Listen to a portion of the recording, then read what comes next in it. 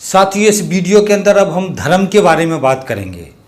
साथियों, धर्म के बारे में जो समझ हमारे सामने है, जिसको हम धर्म कहते हैं, जिसको हम धर्म समझते हैं, जिसको हम धार्मिक कार्य कहते हैं, मंदिरों में जाते हैं, पूजा याचना करते हैं, घर पे पूजा याचना करते हैं, हम इसी को धर्म समझते हैं। या हम कुछ धार्मिक कार्य करते हैं, कुछ कथा करा ली, खंड रामायण करा लिया, भागवत पुराण करा लिया, इस तरीके के कुछ धार्मिक काम करते हैं, तो इसको हम धर्म कहते हैं। और हमारी समझ ये रहती है कि हमको धर्म करने से भगवान हमें सुखी रखता है और हमारा जीवन सुखी रहता है। इसके लिए हम धर्म के साथ जुड़कर धार्मिक कार्य करते हैं। मोस्टली हम धार्मिक कार्यों को, त्योहारों को, धार्मिक त्योहारों पे उपवास करना, पूजा करना, व्रत करना, पानी चढ़ाने जाना, जल चढ़ाने जाना, इस तरीके के जो सारे काम है, कथाएं सुनना, ये सब धार्मिक कार्य हैं, धर्म के कार्य हैं और इसी को हम धर्म कहते हैं। तब की साथियों, ये सारी जो पद्धति हैं, ये धर्म का एक छोटा सा अंश मात्र है। धर्म का स्वरूप इससे भिन्न है, इससे बड़ा है, जिसको हमको साथी समझने की ज़रूरत है। धर्म का अर्थ होता है जीवन जीने की पद्धति। जीवन जीने की पद्धति को धर्म कहते हैं। जैसे हम हिंदू धर्म कहते हैं, तो इसका अर्थ होगा हिंदुओं के जीवन जीने की पद्धति। जैसे पहले हम आर्य संस्कृति कहते हैं, तो पुराना जो सनातन धर्म है, सनातन धर्म को कहा जाएगा आर्यों के जीवन जीने की पद्धति।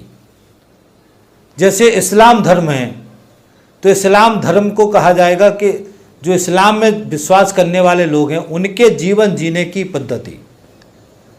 ईसाई धर्म को इसी तरीके से, ईसाई धर्म का अर्थ है जो ईसाई हैं उनका जीवन जीने का पद्धति ईसाई धर्म हो गया।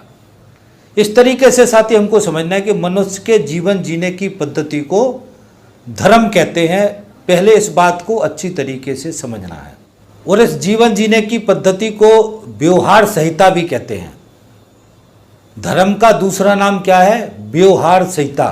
तो व्यवहार है उसके नियम, जिसको धर्म कहा गया। धर्म का दूसरा नाम है व्यवहार संहिता। ये शब्द बोलचाल की भाषा में नहीं है, मगर इसको याद रखना, धर्म का ये दूसरा अर्थ व्यवहार संहिता है। इसलिए व्यवहार संहिता से हम ये समझ सकते हैं कि धर्म जीवन जीने की पद्धति है। अब मुझे लग रहा है कि धर्म का अर्थ आप समझ गए होंगे। अब साथियों, हम इसको हिंदू धर्म से आपको समझाने की कोशिश करेंगे। बाकी ये मान के चलना कि सभी धर्मों का चरित्र एक जैसा है। जो हम इसके बारे में समझा रहे हैं, उसी तरीके की थ्योरियाँ इस्लाम के अंदर है और उसी तरीके की थ्योरियाँ ईसाई धर्म के अंदर हैं। और भी जितने भी धर्म दुनिया के अंदर हैं, उनमें थोड़ा बहुत अंतर होगा। बाकी सबकी ये थ्योरी जो है लगभग एक जैसी हैं। तो हम साथी हिंदू धर्म से चर्चा शुरू करते हैं। तो जो हिंदू धर्म है, इस धर्म के 3 स्ट्रक्चर हैं, 3 भाग हैं, जिसको हमको अलग अलग तरीके से समझना है। पहला भाग है मनुष्य के जीवन जीने के नियम। मनुष्य जीवन कैसे जिएगा, उसके नियम क्या हैं, ये धर्म का पहला हिस्सा है। जैसे हिंदू धर्म के अंदर 16 संस्कार, 8 तरीके के विवाह, 5 यम, 5 नियम, 4 पुरुषार्थ, 3 तरीके के गुण, ये कुछ थ्योरियां हैं जिन थ्योरियों से मनुष्य के जीवन जीने की जो नियम हैं वो निर्धारित हैं। 16 संस्कार के अंदर मनुष्य कैसे पैदा होने के पहले से लेकर मरने तक उसको किस तरीके से अपने जीवन को जीना है, उसके नियम तय हैं। विवाह, जो 8 तरीके के विवाह है, उसमें शादी करने का नियम है। जो 5 यम हैं वो 5 नियम हैं।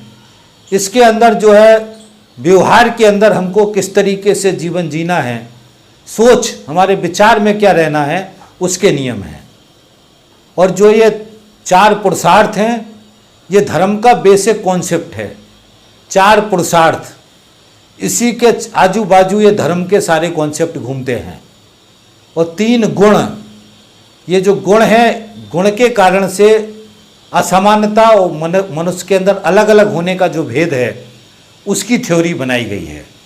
इसलिए साथियों, ये जो थ्योरी हैं, पहली तरीके की थ्योरी हैं, इनसे डिसाइड होता है कि आपको जीवन जीने का नियम आपका क्या है, वो इन थ्योरियों से बनाया गया। दूसरा जो हिस्सा है साथियों, वो मनुष्य के मस्तिष्क को कंट्रोल करने के लिए, मनुष्य के मन को, दिमाग को कंट्रोल करने के लिए, उसको बस में रखने के लिए कुछ थ्योरियां बनाई गई।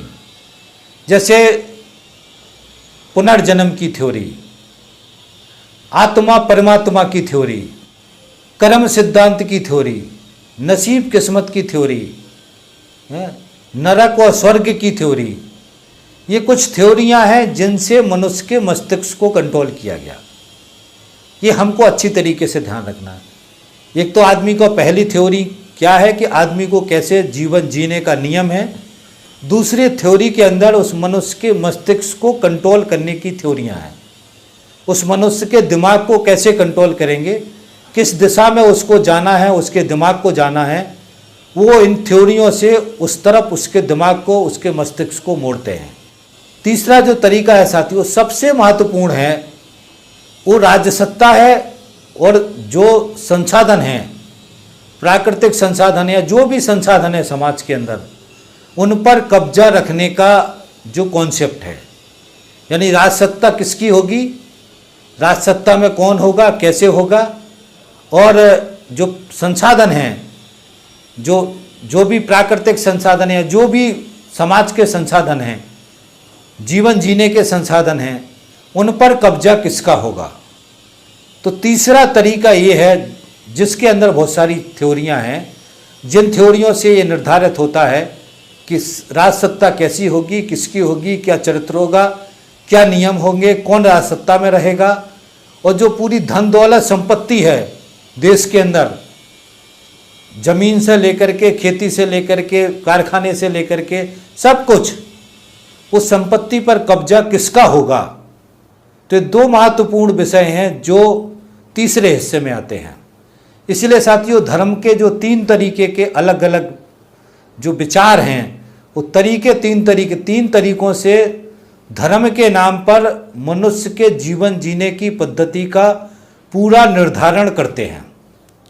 अब इसमें पहले में जो पद्धति, उससे क्या कंट्रोल होता है कि कैसे जीवन जीने के नियम हैं, तो उससे मनुष्य को वो बता दिया।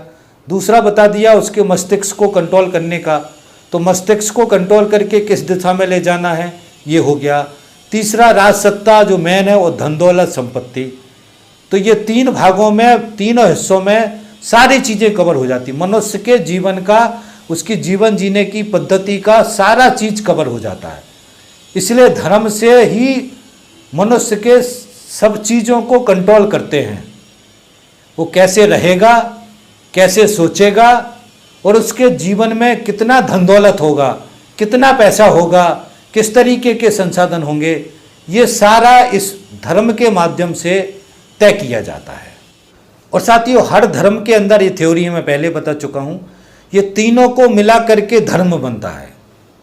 तीनों तरीके की क्रियाओं को मिला करके धर्म बनता है। और इसको हम ये कह सकते हैं, धर्म जो है मनुष्य के जीवन के हर क्षेत्र में उसके जीवन के संपूर्ण तंत्र को निर्धारित करने का एक तंत्र है, जिसको हम धर्म कहते हैं। अब और स्पष्ट हो गया होगा। अब साथियों, इसमें महत्वपूर्ण जो थ्योरियां हैं, ये तो मैंने बताया, इसमें महत्वपूर्ण थ्योरी जो है, जो आत्मा परमात्मा, जो दिमाग को कंट्रोल करने वाली थ्योरी है, उन्हीं के साथ में, उन्हीं से सारी चीज़ों को कंट्रोल करने का जो कॉन्सेप्ट है वो जोड़ा गया है। जैसे तीसरी शक्ति या कोई बड़ी शक्ति है, जैसे हिंदू धर्म में कहते हैं कि ब्रह्मा जी हैं, ब्रह्मा विष्णु महेश, कोई तीसरी शक्ति है जो इस दुनिया को चला रही। इस्लाम धर्म में अल्लाह के नाम से बोला जाता है, और ईसाई धर्म में यीशु के नाम से। तो अलग अलग धर्मों में अलग अलग तरीके की शक्तियों के नाम हैं, और हर धर्मों में शक्ति को ईश्वर कहा गया है। तो इस ईश्वर के नाम से सारी चीज़ों का निर्धारण करते हैं, सारी चीज़ों को जोड़ते हैं, और इस ईश्वर के नाम को सर्वशक्तिमान कहा गया कि यही शक्ति है जो ईश्वर है, विभिन्न रूपों में है, जो इस दुनिया को, जो इस संसार को, जो हम आपको सबको चला रहा है। तो इसी के साथ जोड़ करके सारी थ्योरियों को, इसी के साथ जोड़ करके, कनेक्ट करके सारी थ्योरियों को लागू किया जाता है। तो दूसरा बात हमको ये अच्छी तरीके से ध्यान रखना है। अब इसी में जैसे दूसरा दर्शन है, ये भाववादी दर्शन का विचार हो गया, कोई तीसरी शक्ति है, ईश्वर है जो इस पूरे ब्रह्मांड को चला रहा है, पूरी दुनिया को चला रहा है, वही सब कुछ तय करता है, वही निर्धारण करता है। ये भाववादी दर्शन है। इसी तरीके का विचार इस्लाम के अंदर है, इसी तरीके का विचार ईसाई धर्म के अंदर है। मगर साथियों, जो भौतिकवादी दर्शन है, भौतिकवादी दर्शन के अंदर इस तरीके की कोई शक्ति नहीं है। जो भौतिकवादी दर्शन, दुनिया में जितने भौतिकवादी दार्शनिक रहे हैं, वो भारतीय दर्शन में चारवाक रहे हैं। चारवाक ने कहा कि ये कोई ईश्वर नहीं है, कोई आत्मा परमात्मा नहीं है, ये चार जो पदार्थ हैं उससे ये सब चीज़ें पैदा हुई हैं और उसी की क्रिया से, उसी की प्रतिक्रिया से, ये मौसम के एनवायरनमेंट की वजह से, ये सारे तत्वों के क्रिया की वजह से इस दुनिया में सारे पदार्थ पैदा होते हैं। तो चारवाक ने और भौतिकवादी दर्शन के लोगों ने पदार्थ को प्रमुख माना। पदार्थ ही प्रमुख है, पदार्थ से ही सारी चीज़ें बनी हैं।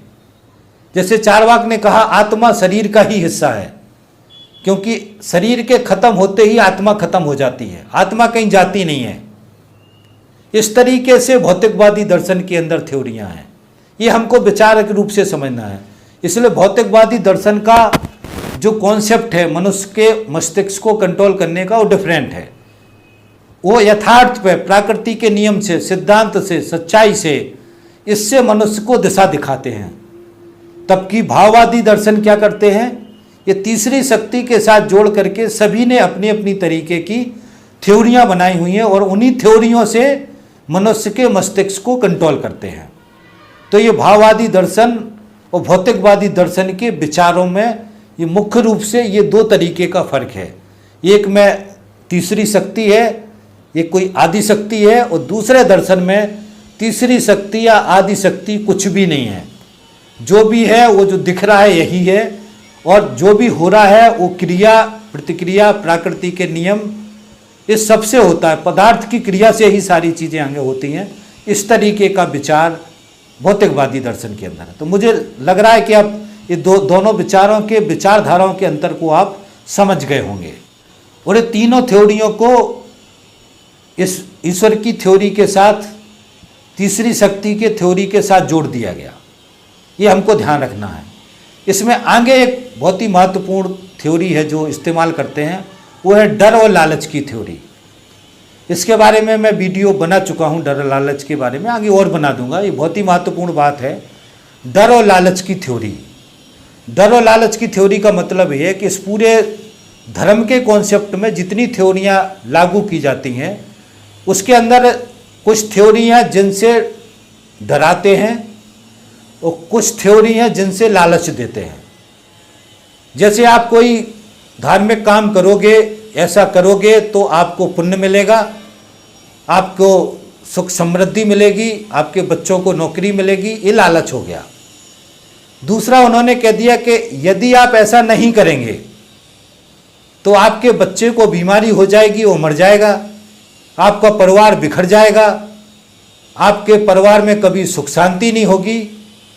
ये हो गया डर। तो मनुष्य के मस्तिष्क को कंट्रोल करने के लिए जहाँ डर की ज़रूरत है वहाँ पर डर दिखाया जाता है तीसरी शक्ति का, और जहाँ पर लालच देने की ज़रूरत है वहाँ पर लालच दिया जाता है तीसरी शक्ति का। तो डर और लालच की जो थ्योरी है, इसी के ऊपर धर्म का पूरा स्ट्रक्चर टिका हुआ है।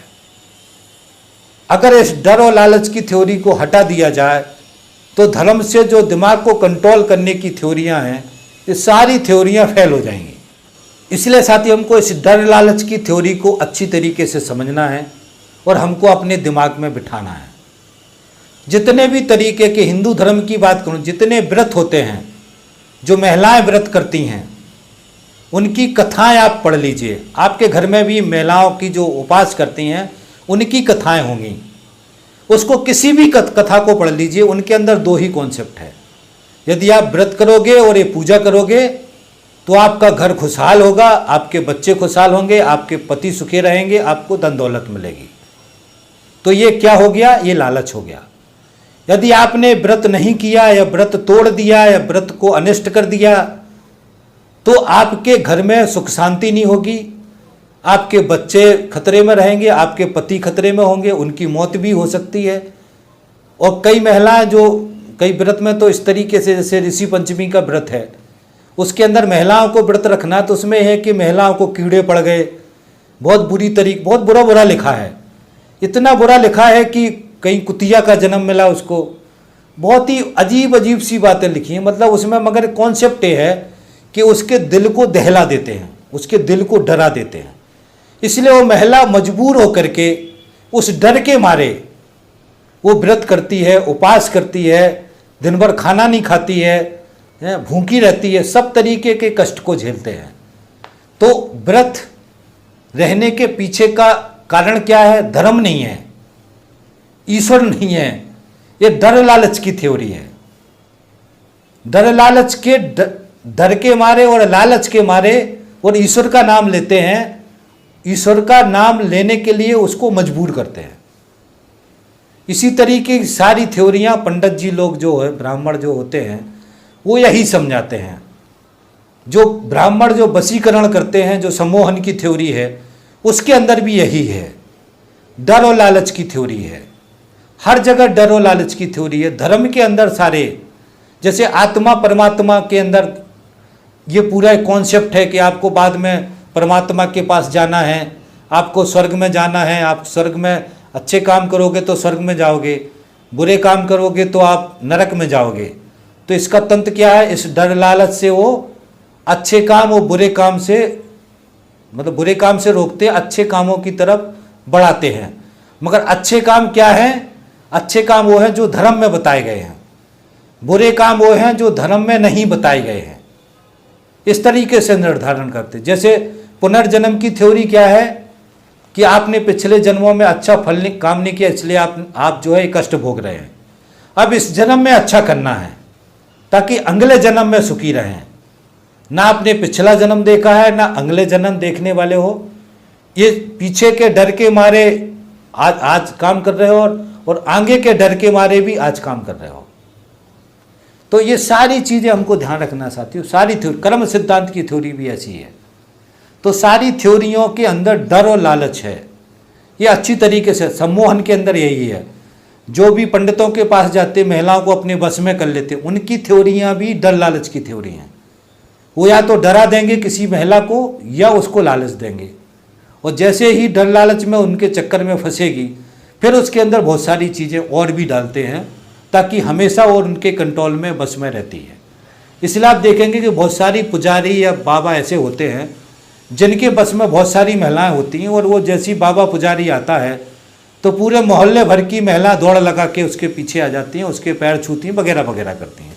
तो ये साथियों सारा ये सिद्धांत है, थ्योरियाँ हैं, डर लालच की थ्योरी है, जिससे मनुष्य को के मस्तिष्क को कंट्रोल करके धर्म के साथ चलने के लिए मजबूर किया जाता है। तो ये डर लालच की थ्योरी है, जिसको ध्यान में रखना। बहुत सारे पीछे भी डर लालच की थ्योरी में समझ चुका हूँ। अब इसको इतना काफ़ी है, आप मेरी बात को समझ गए होंगे। अब साथियों हम इन थ्योरियों को समझ लेते हैं। पहला हमने क्या बताया था? पहला जो नियम है उसके अंदर 16 संस्कार, 8 तरीके के विवाह, 5 यम, 5 नियम, 4 पुरुषार्थ और 3 गुण। ये बहुत ही प्रमुख थ्योरी है। इसको हम थोड़ा सा समझ लेते हैं साथियों। 16 संस्कार तो आप समझ गए होंगे, मेरे को समझाने की जरूरत नहीं है। 16 संस्कार उनको कहते हैं जो हिंदू धर्म के अंदर बच्चा पैदा होने से लेकर शुरू होते वो मरने तक, इनको 16 संस्कार कहते हैं। 8 तरीके के विवाह तो आप जानते होंगे, विवाह पद्धति थी पहले 8 तरीके की। उन विवाह पद्धतियों से विवाह हों, इस तरीके का नियम धर्म के अंदर था। अब हम 5 यम समझते हैं। 5 यम क्या है? 5 नियम हैं जिसके अंदर आता है सत्य, अहिंसा, अस्तेय, ब्रह्मचर्य, अपरिग्रह। सत्य तो आप समझते हैं, सत्य पे रहना है, सत्य पे चलना है, सत्य का साथ देना है। अहिंसा आप समझ सकते हैं, किसी भी प्रकार की हिंसा नहीं करनी है, किसी भी प्रकार की हिंसा नहीं करनी है। तीसरा अस्तेय है। अस्तेय का अर्थ होता है चोरी नहीं करना। चोरी नहीं करने का मतलब है जो चीज़ हमारी नहीं है उसके ऊपर अपना अधिकार नहीं जमाना। जैसे हमारे पास हमारे नसीब किस्मत में जो हमें मिल गया वो हमारा है। कोई पूंजीपति है जिसको नसीब किस्मत में कई लाख करोड़ कई हजार करोड़ उसके पास मिल गए, तो उसके नसीब किस्मत से उसके पास है, तो हमको उसके ऊपर मन नहीं लगाना अपना कि इसके पास इतना पैसा है मेरे पास कम क्यों है, मैं उसका पैसा अपनी तरफ खींचने की कोशिश करूं, यानी उसका हमें चोरी करने की कोशिश करूं। तो इस तरीके का जो मन के अंदर भावना आता है वो नहीं आना चाहिए, वो अस्तेय में आता है। ब्रह्मचर्य के अंदर सभी तरीके के जो हमको अपने दिमाग के अंदर कंट्रोल रखने हैं सभी तरीके के, वो ब्रह्मचर्य के अंदर आते हैं। अपरिग्रह जो है उसकी थ्योरी है कि जितना हमको धन का ज़रूरत है जीवन जीने के लिए उतना धन हमारा है, बाकी का धन भले ही हम पैदा कर रहे हैं वो हमारा नहीं है, वो समाज का है। जिसको गोलवलकर ने न्यास की थ्योरी कहा अपनी विचार नवनीति में। तो ये अपरिग्रह का सिद्धांत है, मगर ये अपरिग्रह का सिद्धांत केवल जनता पर लागू होता है, जो पूंजीपति हैं उनके ऊपर लागू नहीं होता है। और राजाशाही व्यवस्था में ये ब्राह्मण क्षत्रिय वैश्य के ऊपर लागू नहीं था, केवल शूद्रों के ऊपर लागू था। तो अपरिग्रह का मतलब है कि हमको जितना धन चाहिए उतना लेना है, बाकी धन समाज का है। तब की पूंजीवादी व्यवस्था में उल्टा है कि सारा धन वो खुद संग्रहित करते हैं, समाज से लूटते हैं, ये उल्टा है। तो इसको कहते हैं अपरिग्रह। ये है साथियों 5 नियम धर्म के अंदर, जिन 5 नियमों को मेरे को नहीं लग रहा कि कोई आरएसएस के लोग, हिंदू धर्म के जो ठेकेदार हैं, आज इन नियमों को मानते होंगे, मगर धर्म के अंदर ये 5 नियम हैं। दूसरा है 5 यम। यम के अंदर एक्चुअल क्रियाओं का विवरण है। ये 5 यम में पहला है शौच, संतोष, तप, स्वाध्याय तथा ईश। ये 5 जो है नियम हैं। शौच का मतलब है कि मनुष्य को मानसिक रूप से शारीरिक रूप से मन को शरीर को शुद्ध रखना है, इसको शौच कहते हैं। और इसमें कहा गया कि कर्म से शरीर को शुद्ध रखना है, मतलब सही तरीके के कर्म करना है। वो ध्यान से मन बुद्धि और आत्म शुद्धि ये संभव है, इसको कहा गया शौच। दूसरा है संतोष। संतोष का मतलब संतोष ही है कि संतोष रखना है। आपको कर्म करना है, फल की इच्छा नहीं करना है। आप सही कर्म करते जाओ और उस कर्म करने से अपने आप पे संतोष रखो। उसका फल मिला नहीं मिला, फल कब मिलेगा, मिलेगा कि नहीं मिलेगा, इस सब पे ध्यान भटकाने का जरूरत नहीं। अपना धर्म के हिसाब से जो नियम है उसके हिसाब से कर्म करते जाओ और फल की इच्छा ना करो, इसको संतोष कहते हैं। तब का मतलब है साथियों जीवन के अंदर जो बाधाएं, कष्ट, दुख ये सब आते हैं, इनको आत्मभाव से स्वीकार करना है। जितने तरीके की समस्याएं आती हैं उनको आत्मभाव से स्वीकार करना है, इसको तप कहा गया। और अपने ध्येय के ऊपर निरंतर बढ़ते जाना है। अगला है स्वाध्याय। स्वाध्याय का मतलब है वेदों का, शास्त्र का, उपनिषद का, ब्राह्मण ग्रंथों का, इनका सबका अध्ययन करना है, स्वाध्ययन करना है। संतों के उपदेश इन सब का श्रवण करना है, मनन करना है, चिंतन करना है, इसी को कहा गया स्वाध्याय। अगला आता ईश। ईश्वर प्राणिधान कहा गया इसको। इसमें कहा गया कि निष्प्रह कर्म फल, यानी किसी तरीके का फल का इच्छा करे बिना कर्म करते जाना, इच्छा से रहित, इच्छा नहीं रखना, इसके बाद भी समर्पित भाव से कार्य करते रहना। इसके लिए जो प्रेरणा मिलती है, इसके लिए जो प्रेरित करते हैं, उसको कहते हैं ईश्वर प्राणिधान या ईश कहते हैं। तो इस तरीके से साथियों ये 5 नियम हैं। ये 5 नियम सुन के आपको समझ गए होंगे कि ये मनुष्य के जीवन को, बुद्धि को, मन बुद्धि को, उसके मस्तिष्क को कंट्रोल करने के नियम हैं। इसके बाद आते हैं साथियों 3 गुण, सत, रज और तमो। ये 3 गुण हैं। इन 3 गुणों के आधार पर मनुष्य के जीवन को जो असमानता है, मनुष्य के जीवन में जो अलग अलग चरित्र हैं, इनको जस्टिफाई करते हैं।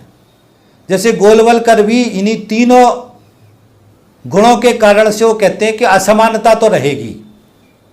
ये असमानता को जस्टिफाई करते हैं इन 3 गुणों से। और वो कहते हैं कि मनुष्य के अंदर 3 अलग अलग तरीके के गुण होते हैं। इस गुणों के आधार पे मनुष्य का अलग अलग स्वभाव होता है, अलग अलग काम करने का तरीका होता है, अलग अलग बुद्धि होती है। इसी कारण से ये समाज के अंदर असमानता होती है। तो असमानता की थ्योरी को जस्टिफाई करने के लिए ये 3 गुणों पर चर्चा करते हैं। तो हमको इस 3 गुण को भी ध्यान रखना, ये बहुत बहुत बड़ी थ्योरी है, जिससे समाज के बड़े हिस्से को दिमागी रूप से कंट्रोल करने के काम में ये थ्योरी आती है। अगला थ्योरी है साथियों 4 पुरुषार्थ। 4 पुरुषार्थ में अर्थ और काम, धर्म और मोक्ष। अर्थ और काम जो है, अर्थ मतलब धन संपत्ति इकट्ठी नहीं करनी है, काम मतलब वासना या किसी तरीके का सुख सुविधा पाने का जो वासना है, इच्छा है, इसको नहीं रखना।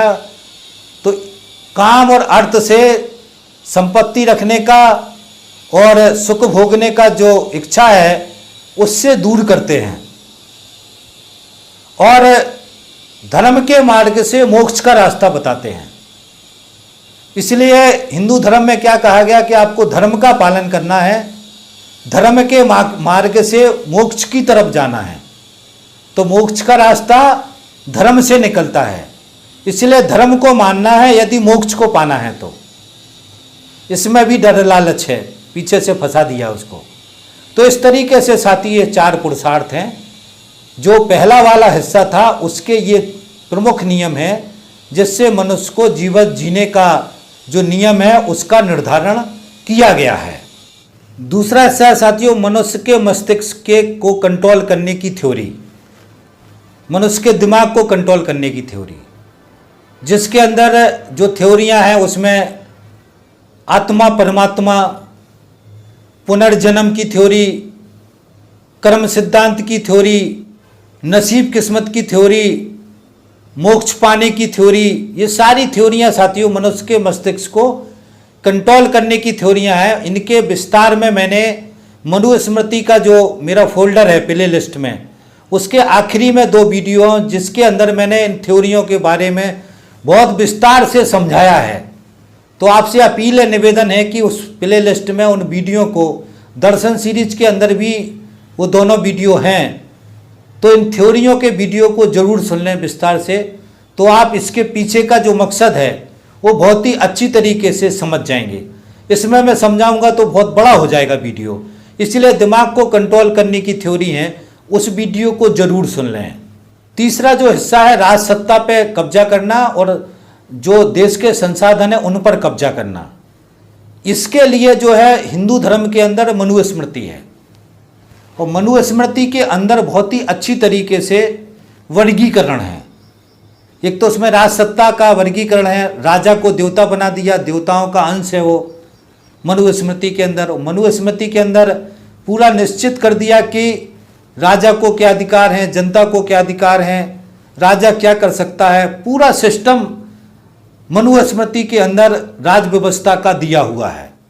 और वर्ण व्यवस्था के अंदर जो 4 वर्ण हैं, चारों वर्णों के जो कर्म सिद्धांत हैं कि सबको अपने वर्णों के हिसाब से कर्म करना है।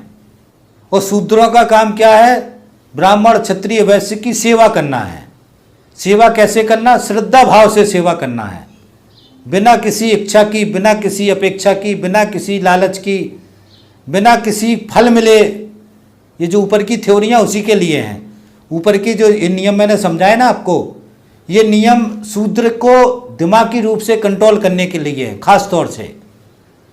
तो ये वर्ण व्यवस्था के अंदर जो वर्गीकरण किया गया और पीढ़ी दर पीढ़ी वही करना है। इसलिए मनुस्मृति के माध्यम से राजाशाही व्यवस्था के अंदर एक परमानेंट वर्गीकरण है कि राज सत्ता पे कब्जा केवल क्षत्रिय व ब्राह्मण ही करेंगे, दूसरा कोई नहीं कर सकता। धन दौलत संपत्ति पे अधिकार और रखने का अधिकार ब्राह्मण और क्षत्रियों को है और किसी को नहीं है। वैश्य को है, शूद्र को नहीं है। शूद्र मतलब मेहनत कश वर्ग है, मेहनत कश वर्ग को कोई अधिकार नहीं है, सिर्फ उसको इनकी सेवा करना है। तो इस तरीके से जो संसाधन हैं, राजसत्ता पे कब्जा ब्राह्मण क्षत्रिय वैश्य, संसाधनों पे कब्जा ब्राह्मण क्षत्रिय वैश्य, और जो मेहनत करने वाला मेहनत का वर्ग है उसको कोई अधिकार नहीं है, वो इनका गुलाम है। इनकी सेवा करना है, जो भी मिल जाए उसको खाना है, जिंदा रहना है, फटे पुराने कपड़े मिल जाए, जूठन मिल जाए, सड़ा गला खाना मिल जाए, जो भी मिल जाए, कुछ नहीं है तो जंगल से कुछ भी मिल जाए, जो भी मिल जाए वो खा के जिंदा रहना है। और इसका जो भी बीबी है, बच्चे हैं, बच्चियां हैं, सब पे अधिकार ब्राह्मण क्षत्रिय वैश्य का है, सब तरीके का। ये सब मनुस्मृति में लिखा हुआ है कि कोई शूद्र की कन्या ब्राह्मण पकड़ लेगा तो क्या होगा, क्षत्रिय पकड़ लेगा तो क्या होगा, वैश्य पकड़ लेगा तो क्या होगा, शूद्र यदि ब्राह्मण की औरत को पकड़ लेगा तो क्या होगा। सारे दंड, सारी चीजें, सब कुछ साफ साफ है जो लिखा हुआ है मनुस्मृति के अंदर, साफ साफ लिखा हुआ। इसके वीडियो हैं 10, 11, 12 अध्याय। अगर इसके वीडियो सुन सकें तो आपको इसके अंदर पूरा ये डिटेल्स मिल जाएगा। तो हमको साथ ये ध्यान रखना, मनुस्मृति से बहुत ही अच्छी तरीके से एक राजाशाही व्यवस्था, उसके अंदर वर्गीकरण, समाज के अंदर वर्गीकरण, इसको डिफाइन किया हुआ है। जो राजाशाही व्यवस्था जब से शुरू हुई तब से राजाशाही व्यवस्था जिस दिन खत्म हुई तब तक यह सिस्टम लागू रहा, लगभग 3000 साल। 3000 साल तक शूद्र जो गुलाम थे उन्होंने कभी उपद्रव नहीं किया, विद्रोह नहीं किया, क्योंकि इस सब को धर्म के साथ जोड़ दिया था, धर्म के साथ अटैच कर दिया था। ये कह दिया था कि ब्रह्मा ने यह तय किया है, जो इसको उल्लंघन करेगा वो धर्म का उल्लंघन करेगा, और धर्म का उल्लंघन करने का मतलब है मृत्यु दंड, सीधा मार दिया जाएगा। तो इस तरीके से साथियों इस पूरी व्यवस्था को लागू किया गया, जिसका हमको अच्छी तरीके से ध्यान रखना है। और मनुस्मृति के अंदर जो ये 2 नंबर में मैंने बताए, पुनर्जन्म, कर्म सिद्धांत, स्वर्ग नरक, ये सब सिद्धांत भी इसके अंदर शामिल हैं। इससे मनुष्य को डराते हैं, धमकाते हैं, डर पैदा करते हैं, लालच देते हैं। डर लालच की थ्योरी जो मैं समझाया आपको, मिला जुला करके ये पूरे एक पैकेज है मनुस्मृति के रूप में, जिसमें राजसत्ता और समाज व्यवस्था और आर्थिक संसाधन पे कब्जा किसका होगा ये पूरी तरीके से डिफाइन है, निश्चित है बिल्कुल। इसको साथ ही हमको ध्यान रखना है। ये धर्म है। धर्म केवल पूजा पाठ नहीं है। अब ये तीनों चीजों को मिला करके धर्म बनता है, और तीनों चीजों को मिला करके मनुष्य का जीवन जीने का पद्धति बनता है। अब जैसे एक ब्राह्मण है, उसके जीवन जीने का पद्धति क्या होगा वो मनुस्मृति से डिफाइन हो गया। जो क्षत्रिय और वैश्य है उसके जीवन जीने का पद्धति क्या होगा वो मनुस्मृति से डिफाइन हो गया। शूद्र क्या करेगा, क्या उसको करना है, उसकी जिंदगी में क्या होगा, ये मनुस्मृति के हिसाब से डिफाइन हो गया। तो ये जीवन जीने की पद्धति डिफाइन हो गई, निश्चित हो गई कि आपको आपकी जीवन जीने की पद्धति इसी तरीके की रहेगी, पीढ़ी दर पीढ़ी, सदियों दर सदियों इसी तरीके की जीवन जीने की पद्धति रहेगी। ये धर्म सुनिश्चित करता है। तो धर्म क्या है? मनुष्य के जीवन जीने की पद्धति को निर्धारित करने का एक तंत्र है, जिसको धर्म कहा गया। अब मेरे को लग रहा है आप धर्म का बात समझ गए होंगे। सभी धर्मों का यही अर्थ है, सभी धर्मों का यही तंत्र है, सभी धर्मों के अंदर इसी प्रकार की थ्योरियां हैं, सभी धर्मों के अंदर इसी तरीके का वर्गीकरण है। अगर इस बात को आप समझ जाओगे तो सभी धर्मों के चरित्र को समझ जाओगे। अब साथियों वर्तमान में जो राज व्यवस्था है, हम सीधे अभी आ जाते हैं, उसके अंदर क्या समस्या हो गई।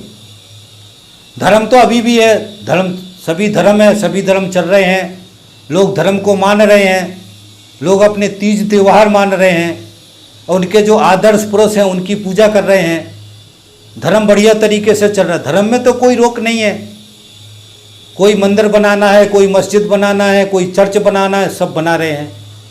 सारे लोग मंदिरों में भी जा रहे हैं, मस्जिदों में भी जा रहे हैं, चर्चों में भी जा रहे हैं। फिर ये धर्म का लड़ाई क्यों, समस्या क्यों है, इस बात को हमको साथी समझना है। ये पूरा लड़ाई, पूरा संकट जो है राज सत्ता और संसाधनों का है। राज सत्ता पर कब्जा किसका होगा और जो संसाधन है, पावर है, ताकत है, उस पर कब्जा किसका होगा। मुख्य लड़ाई इसी चीज का है। हमारे देश के अंदर संविधान बन गया, धर्मों की राज व्यवस्था खत्म हो गई।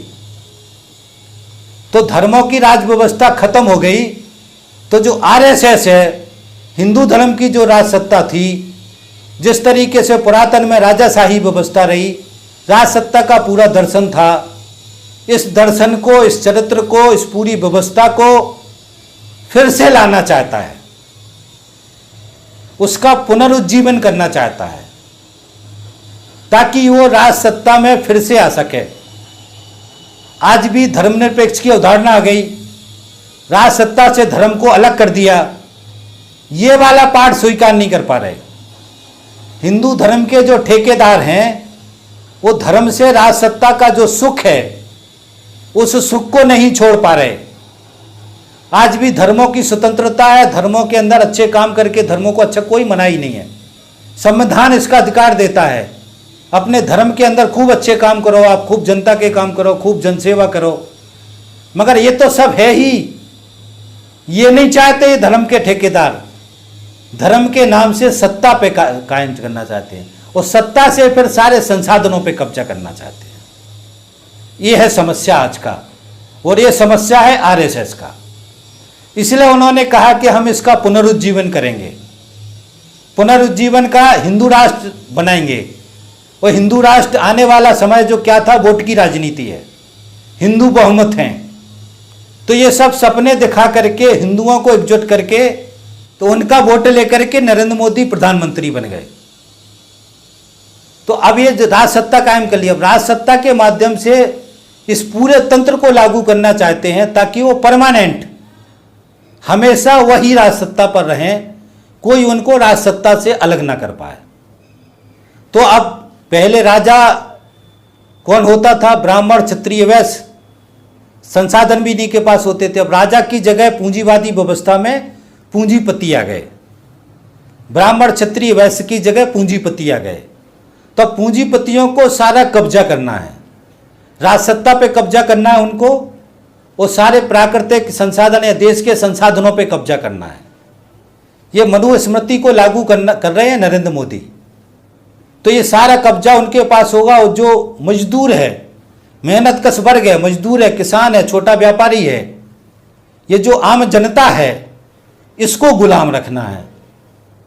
मनुस्मृति में जनता तो गुलाम थी ना, सेवक थी जनता। जनता का काम था ब्राह्मण, क्षत्रिय, वैश्य की सेवा करना।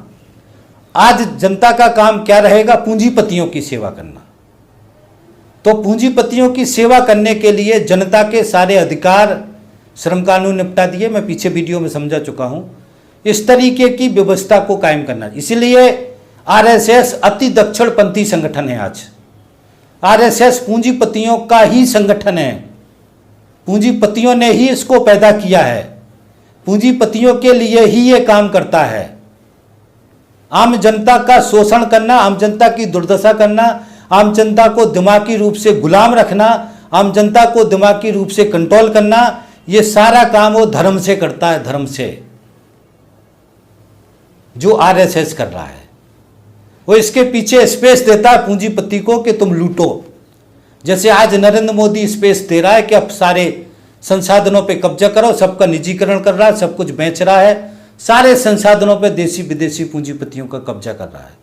सारे श्रम कानून खत्म कर दिए, खेती को देसी विदेशी पूंजीपतियों को सौंपने के लिए 3 कृषि कानून लेके आ गए, सारे 29 श्रम कानून खत्म करके 4 संहिताएं बना दी। तो ये सारा जो खेल चल रहा है, ये मनुस्मृति को लागू करने का खेल नरेंद्र मोदी कर रहे हैं। ये है आज का संकट। इसलिए आरएसएस धर्म का पुनरुज्जीवन करना चाहता है। पूरा खेल का षड्यंत्र यही है, सारांश यही है, जिसको हमको समझने की जरूरत है। अब साथियों, संविधान आ गया, तो संविधान आने से इनको क्या खतरा हो गया कि संविधान के आते ही मनुस्मृति जो संविधान के रूप में था, वो मनुस्मृति संविधान के रूप से हट गया, और जो नया संविधान आया वो धर्म के आधार पे नहीं है। उसके अंदर से राजसत्ता से धर्म को अलग कर दिया, राजसत्ता से धर्म को अलग कर दिया। दूसरा चीज, मनुष्य को धर्म को चुनने की स्वतंत्रता दे दी। मनुष्य किसी भी धर्म को चुन सकता है, इसकी स्वतंत्रता दे दी। तीसरा बात साथियों कि समानता का भाव पैदा हो गया, सब बराबर हैं। मनुस्मृति के अंदर जो छुआछूत का था, वर्ण व्यवस्था का था, जो अलग अलग जिम्मेदारियां थी, काम का जो बंटवारा था, वो सब चीज़ों को नष्ट कर दिया, सबको समानता का भाव आ गया। तो इस तरीके से बहुत सारी चीज़ें हटा दी गई जो मनुस्मृति के अंदर थी, वो संविधान में वो नहीं रही। मनुस्मृति के अंदर जो वर्ण व्यवस्था का सिस्टम था, संविधान के अंदर उसको खत्म कर दिया गया। सभी लोगों को पढ़ने लिखने की स्वतंत्रता हो गई, नौकरी करने की स्वतंत्रता हो गई, सामाजिक रूप से आने जाने की स्वतंत्रता हो गई, बहुत सारी सहूलियतें मिल गई। उसमें आरक्षण भी आ गया था, जिससे जो दबे कुचले लोग हैं, नीचे निम्न जाति के लोग हैं, उनका सत्ता में भी हिस्सा आ गया। तो इस तरीके से ये जो सारा नया विकसित हुआ, ये आरएसएस स्वीकार नहीं कर पा रहा, इसलिए इस संविधान से उसको बहुत बड़ी आपत्ति है। इस संविधान को संविधान के रूप में स्वीकार नहीं करते। दूसरा साथियों, धर्म के नाम पे जितनी अंधश्रद्धाएं थीं, अंधविश्वास थे, षड्यंत्र थे, विज्ञान पढ़ाया गया, विज्ञान से समझ बढ़ी, समझ बढ़ने से जो नौजवान बच्चे हैं वो सवाल करने लगे, वो सारी चीज़ें पूछने लगे, धर्म के बारे में भी सवाल करने लगे। तो ये जो सारा कुछ हुआ, ये आरएसएस के लिए ठीक नहीं हुआ। उनके हिसाब से, वर्ण व्यवस्था के हिसाब से ये ठीक नहीं है, इसलिए इनको ये सारी चीज़ें ठीक नहीं लगी। एक बात और समझना साथियों कि वर्ण व्यवस्था में जो ब्राह्मण, क्षत्रिय, वैश्य थे, वो राजसत्ता के हिस्से थे और संसाधन उनके कब्जे में थे। ये राजाशाही व्यवस्था की बात है। अब राजाशाही व्यवस्था खत्म होकर के पूंजीवादी व्यवस्था आ गई, तो पूंजीवादी व्यवस्था के अंदर राजसत्ता और जो संसाधन है वो पूंजीपतियों के कंट्रोल में चले गए। तो आज भी जो ब्राह्मण, क्षत्रिय, वैश्य में बहुत सारे लोग हैं जिनका सपना ये है आज कि वापस जो मनुस्मृति के अंदर राजा बनेंगे तो ब्राह्मण क्षत्रिय बनेंगे, संसाधनों पे कब्जा होगा तो ब्राह्मण, क्षत्रिय, वैश्य का होगा, जो धन दौलत है उस पे कब्जा उनका होगा, जमीन है उन पे कब्जा उनका होगा। तो इस तरीके के सोच रखने वाले भी आज भी कुछ लोग हैं जो पूरी तरीके से इस मनुस्मृति को, वर्ण व्यवस्था को वापस लाना चाहते हैं। ये ब्राह्मणों में भी है, ये क्षत्रियों में भी है, ये वैश्यों में भी है। ये भी एक कारण है, इस तरीके के सोच के लोग भी इस संविधान का विरोध करते हैं, संविधान को संविधान के रूप में नहीं मानते हैं, और इस सारे सोच के लोग बीजेपी में हैं और आरएसएस में हैं। क्योंकि आरएसएस पुरानी जो ये व्यवस्था है राजाशाही वाली, धर्म आधारित मनुस्मृति की व्यवस्था है, उसको लाने का आह्वान आरएसएस कर रहा है। इसलिए हम देखते हैं कि आरएसएस के साथ में इस सोच के जो लोग हैं, ब्राह्मण हैं, क्षत्रिय हैं और वैश्य हैं, वो बड़ी संख्या में आरएसएस के साथ है। ये भी एक वैचारिक समझ है जिसको हमको ध्यान रखना है। तब कि ब्राह्मण, क्षत्रिय, वैश्य को अब अपना नशा उतार देना चाहिए। ब्राह्मण, क्षत्रिय, वैश्य आज की तारीख में पूंजीपति नहीं है। एक आध, दो, चार, 10, 100, 50 कोई होंगे तो होंगे। ब्राह्मण, क्षत्रिय, वैश्य के रूप में जो पूरा समाज होता था वो नहीं है। और आज की तारीख में ब्राह्मण, क्षत्रिय, वैश्य में भी गरीब हैं, मजदूर हैं, कर्मचारी हैं, छोटे किसान हैं, खेत मजदूर हैं। तो ये सारे जो लोग हैं ये अब आज की परिभाषा के हिसाब से शूद्र में आ गए। तो इनको अपने नशे से बाहर निकल जाना चाहिए। आज की तारीख में राजसत्ता इनके हाथ में, और सारे संसाधन इनके हाथ में, ये हो ही नहीं सकता। पूंजीपतियों के हाथ में राजसत्ता होगी, पूंजीपतियों के हाथ में संसाधन होंगे पूंजीवादी व्यवस्था में। तो ये विकृति भी है जिस विकृति को सही करने की जरूरत है। तो ये साथियों धर्म है, बहुत ही संक्षिप्त मैंने समझाने की कोशिश की है। वो ये धर्म का मकसद है। धर्म और धर्म का मकसद बहुत ही अलग है। इस धर्म को हमको समझना पड़ेगा, इस धर्म के मकसद को समझना पड़ेगा। हमारे दिमाग को जो कंट्रोल करने की थ्योरियां हैं उनको समझना पड़ेगा। हमें किस तरीके से ये चला रहे, पीछे से किस तरीके से हमारी धन दौलत पर कब्जा कर रहे, किस तरीके से संसाधनों पे कब्जा कर रहे, ये सारा एक षड्यंत्र है। जिस षड्यंत्र को हमको समझना है, धर्म के रूप में हमको अंधा करके, हमको बेवकूफ़ बना करके हमारे पीछे खेल खेल रहे, इस बात को हमको समझना है। मुझे लग रहा है धर्म का जो ये वास्तविक स्वरूप है, ये मैंने रखा है। यही वास्तविकता है धर्म की। धर्म का यही अर्थ है जिसको हमको अच्छी तरीके से समझने की जरूरत है। और मैं फिर कह रहा हूं, ये सिर्फ हिंदू धर्म का सवाल नहीं है, सभी धर्म इसी तरीके के हैं। सारे धर्मों का यही चरित्र है जिसको हमको अच्छी तरीके से समझना है। और इस धर्म के जाल से बाहर निकलना है तो हमको भौतिकवादी दर्शन को सुनना पड़ेगा, समझना पड़ेगा, उसको अपनाना पड़ेगा।